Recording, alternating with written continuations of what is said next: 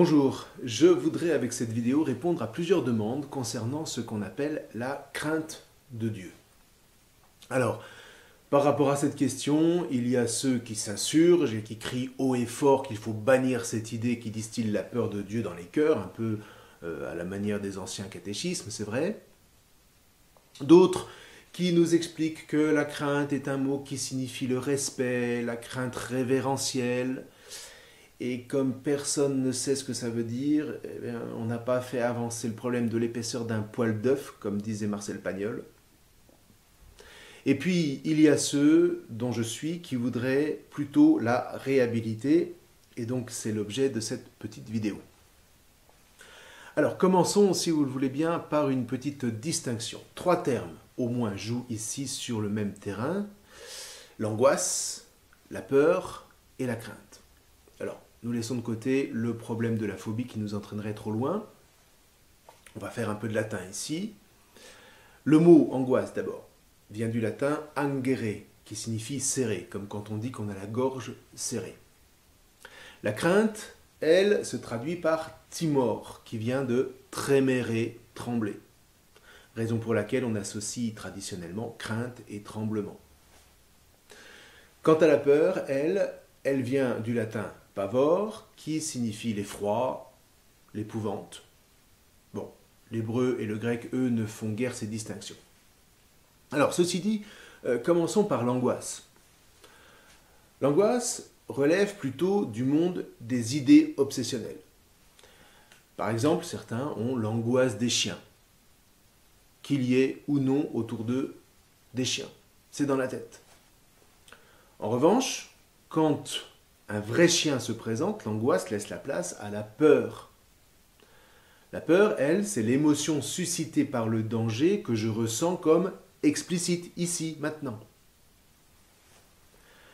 Ceci dit, la crainte, elle, ne touche précisément ni l'angoisse, ni la peur.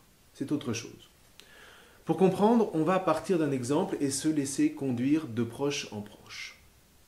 Prenons l'exemple du juge. On craint tous le juge.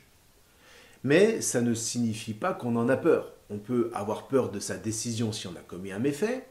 On peut être angoissé d'être un jour déféré devant un juge.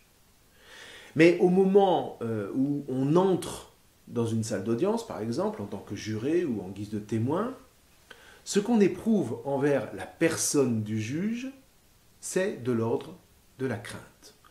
On craint le juge au sens où l'on craint l'autorité de la loi qu'il représente. Et vous voyez là, il ne s'agit pas uniquement de respect. Le juge peut inspirer du respect si on sait que c'est un juge intègre, mais là c'est autre chose.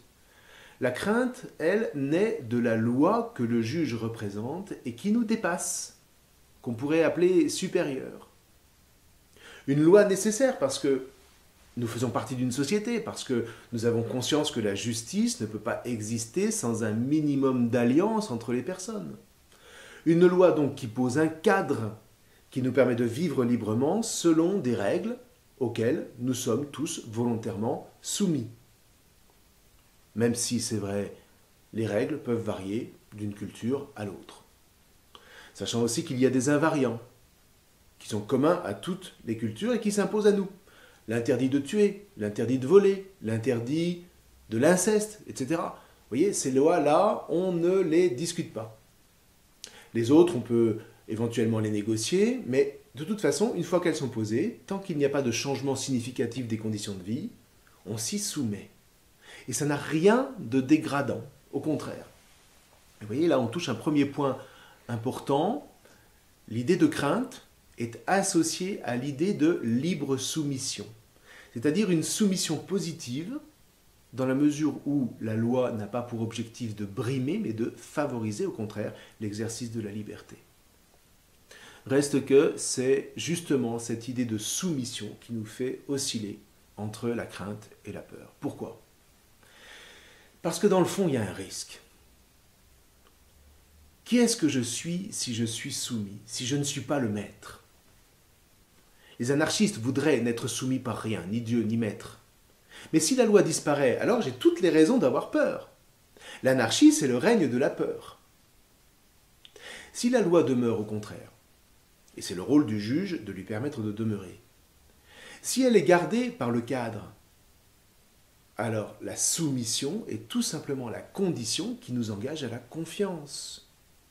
Je m'en remets à un autre, je lui confie mon être. On pourrait même dire, je me mets en question. Qui est-ce que je suis à tes yeux? Et dans l'ordre du cadre, de l'alliance qu'il instaure, l'autre me montre que j'ai précisément de la valeur. Et ce faisant, il m'élève. Il me dévoile mon humanité, ce que je ne peux pas faire par moi-même. Franz Rosenzweig, un penseur juif prodigieux du début du XXe siècle, disait que le sommet de l'amour ne consiste pas à affirmer « je t'aime », mais à dire « aime-moi ». Voilà la soumission. Elle offre à l'autre la liberté de nous aimer, et ce faisant, de faire de nous une personne. Et le plus inattendu, c'est de découvrir que Dieu ne dit pas autre chose dans la Bible que « aime-moi ». Et ça, vous voyez, ça ouvre des perspectives absolument infinies dans l'ordre de la foi. Prenons un autre exemple. Prenons un astrophysicien comme Trinh Xuan Tuan, par exemple, qui se découvre plongé dans l'univers dont il étudie les lois. Et voilà que, devant l'harmonie de ces lois, devant la splendeur, la majesté, l'immensité, la beauté de ce qu'il contemple, paraît en lui non pas seulement un respect, mais une crainte. Comme la soumission librement consentie à ce qu'il reçoit comme le cadre génial qui rend possible son existence. Alors de cette crainte germe l'idée de gratitude, un sentiment qui fait passer par l'épreuve de l'humilité, c'est-à-dire par cette soumission confiante et paisible aux lois qui régissent cet univers. L'humilité ici, c'est la surprise de participer à quelque chose de vraiment puissant, mais de manière complètement imméritée, comme un cadeau. C'est-à-dire quelque chose que l'on reçoit, mais qu'on ne s'approprie pas. Quand on vous fait un cadeau, si la personne qui vous l'a donné s'aperçoit que vous essayez de le revendre pour faire du profit, elle prendra ça pour une trahison, et elle aura raison. Donc ça veut bien dire que le cadeau ne nous appartient pas. Le rôle du cadeau, c'est de nous signifier le cadre d'une relation mutuelle, qu'elle soit contractuelle, familiale, fraternelle, amicale, comme vous voulez.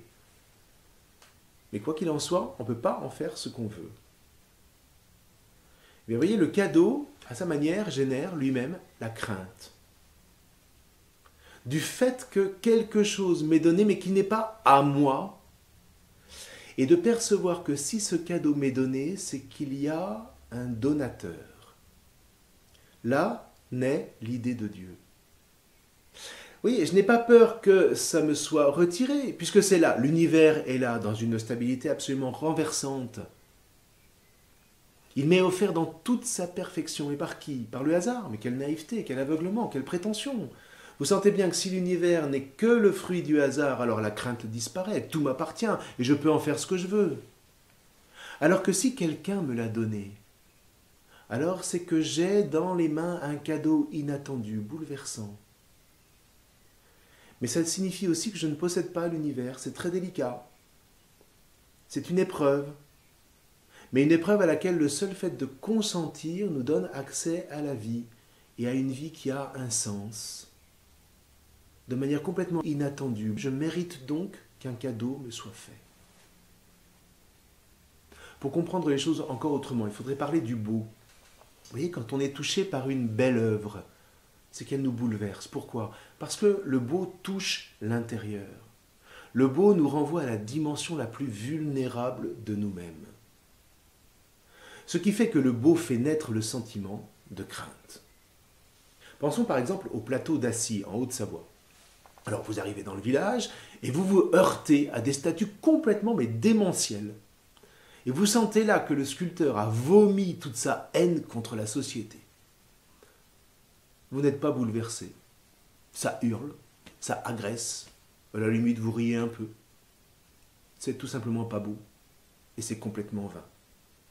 Maintenant, si vous entrez dans l'église du village, Notre-Dame de Grâce, alors là, c'est autre chose. Vous êtes bouleversé. Toutes les œuvres réunies en ce lieu vous parlent, elles vous accueillent et elles vous élèvent l'âme. Vous vous sentez tout petit, vous vous sentez vulnérable et vous vous asseyez et vous êtes dans la paix. Vous vous ouvrez à vous-même rendu digne de ce cadeau inattendu, mais qui est là pour vous. Vous ne mettez pas la main sur ce cadeau, quelques minutes plus tard, vous allez repartir, mais vous repartirez grandi. Non pas propriétaire, mais paradoxalement plus vulnérable, d'une vulnérabilité qui vous laisse à votre tour ouvert à un autre, avec à l'intérieur de vous une joie profonde. Et vous voyez, là on a dit encore une chose importante. La crainte est associée au sentiment de vulnérabilité. Et là, deux réponses possibles. Ou je laisse cette crainte devenir une peur, et là je fuis ou je me révolte. Ou je remets cette vulnérabilité dans les mains d'un autre, et là c'est la foi. La foi plus que la confiance. La foi qui nous convoque à nous engager, à nous laisser volontairement toucher et faire à cet instant l'expérience d'une croissance d'être. On se sent exister quand on sait pouvoir s'en remettre à un autre. Alors il y a un risque, d'où la crainte. Mais la foi précisément qu'on décide librement d'exercer fait naître la joie. Vous voyez, on passe ainsi de la crainte à la foi et de la foi à la joie. Vous voulez connaître la joie? Il n'y a pas d'autre chemin. Tout est intimement mêlé. Ça relève à la fois de l'épreuve et de la joie profonde, ce que le christianisme tente de résumer à travers ces trois piliers, la foi, l'espérance et la charité, qui ouvrent cette foi à une dimension encore plus vaste qui s'appelle le mystère. Alors poursuivons dans cette direction. Vous voyez, surtout avec la Bible comme guide. L'univers, donc, n'est pas là pour nous faire peur, ni pour nous angoisser.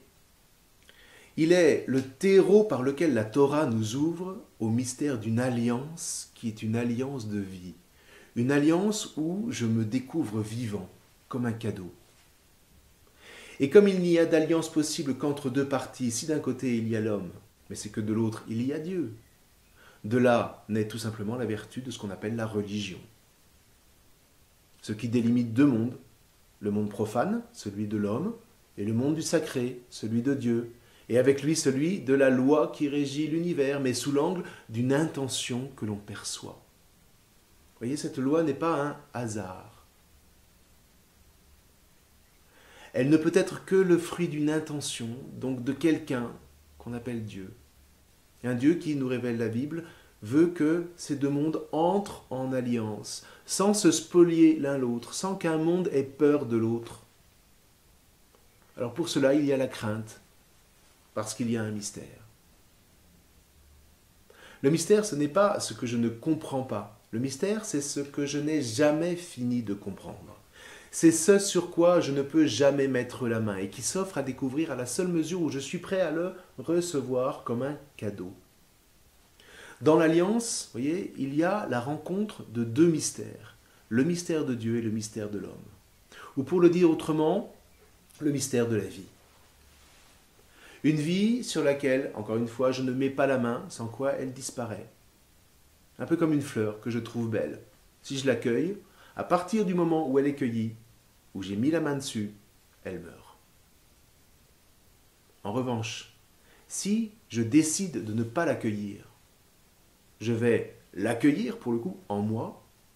Je vais la contempler de sorte qu'un lien va s'établir entre elle et moi, entre son mystère et mon mystère. C'est très bien raconté dans Le Petit Prince de Saint-Exupéry. L'image de la fleur, vous savez, elle n'est pas niaise. C'est parce que je ne crains pas la fleur que je l'accueille. C'est parce que je ne perçois pas le mystère de vie qui est en elle. Entre elle et moi, il y a une loi. La fleur se donne à moi, mais c'est à la condition que je ne la saisisse pas. Elle me donne le meilleur d'elle-même, son harmonie, son parfum, mais c'est à la condition que je ne l'accueille pas. Et c'est fragile.